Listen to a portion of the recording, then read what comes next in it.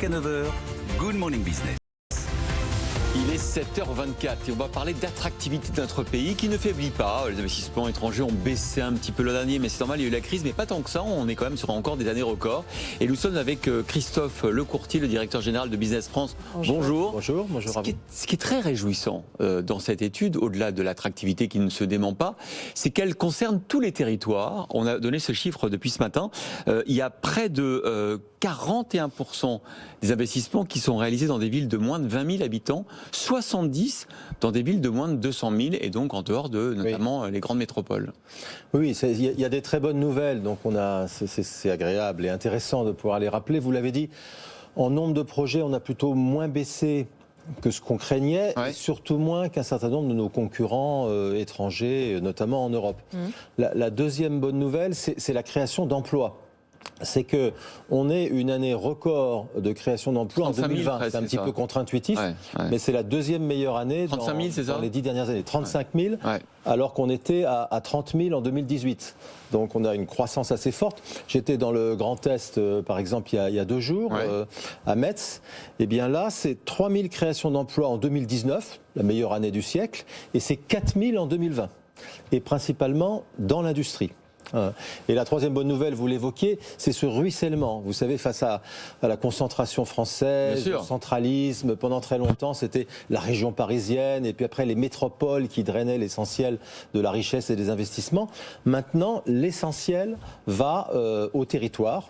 Pourquoi ? C'est une question de tarif ? C'est une question de prix ? Oui, alors, d'abord parce que c'est un peu la nouvelle frontière que nous pouvons offrir aux investisseurs, avec du foncier dans d'assez bonnes conditions, comparé à des régions européennes industrielles. Des collectivités locales qui investissent énormément en infrastructure. Il y a des modèles, la Vendée, mais il y a aussi, on le voit, vous disiez, le Grand Est. Des infrastructures qui sont très bonnes et qui effectivement mobilisent les collectivités locales. Un gros effort qui a été fait sur la formation professionnelle. Et puis, ce qu'on essaye de pousser et qui est vraiment né avec force ces dernières semaines, c'est ce qu'on appelle la Team France Invest, c'est-à-dire, en quelque sorte, rassembler toutes les fées qui peuvent permettre à un projet d'aboutir autour de l'investisseur. Et les faits, c'est les agences de développement, c'est les préfets, c'est les administrations compétentes. Et vous parliez des entreprises moyennes, d'ailleurs on consacre aujourd'hui une journée entière sur l'antenne de BFM Business aux ETI. C'est vers les ETI d'ailleurs que se concentre une grande partie des investissements. Oui, et notamment les ETI allemandes, le fameux Mittelstand allemand. On était là encore hier, toujours en Alsace, le ministre Frank Riester, l'ambassadeur d'Allemagne, avec une entreprise allemande, Drager, dans le secteur de la santé, qui est arrivé en 2020, y compris pour nous aider à obtenir des masques, des respirateurs, etc. Et cette entreprise, c'est une entreprise du Mittelstand allemand, donc une ETI qui a trouvé en Alsace des conditions pour se développer, pour créer de l'emploi et pour répondre aussi à nos besoins en termes d'approvisionnement en matériel de santé. Est-ce que les investisseurs étrangers sont peut-être boostés par le plan de relance ?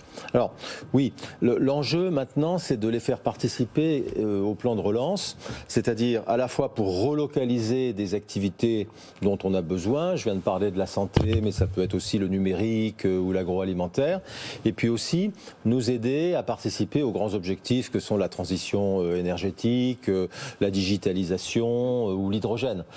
Bien entendu, on a des champions français qui vont prendre toute leur part, mais évidemment, il faut pouvoir s'ouvrir à des concours étrangers, et c'est ce qu'on fait. Aujourd'hui, on organise, si je puis dire, la retape du plan de relance aux 4 coins du monde, en disant, la France est déjà le champion d'Europe de l'attractivité depuis 2019, mais on en rajoute une couche, venez participer à ce grand effort de transformation de l'économie. Alors la petite question qui fâche, vous avez entendu la fin de notre débat entre Jean-Marc Daniel et Nicolas Dose, ces investissements étrangers, demain ce sont des dividendes pour payer, comme aurait dit Jean-Marc Daniel, les retraites des Allemands ou des Japonais, parce qu'il faut bien un retour sur investissement.